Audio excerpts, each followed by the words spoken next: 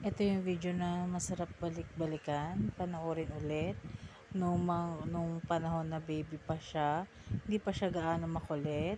Ayan, nagkagaganyan lang siya, nanonood siya ng Cocomelon yata yan. At hindi pa siya dyan na-diagnose as ASD. Yan, napakabibo niyan. Ito naman yung nag-trinoma kami na yung mga pinsan ko kasama, lahat kami nandyan. Yan, sumakay kami sa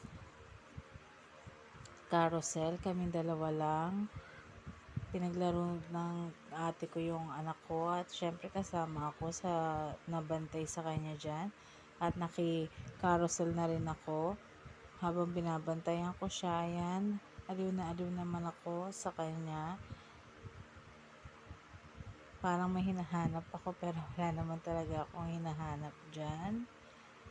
Then yan, sumakay dyan kami sa may cup, spinning cup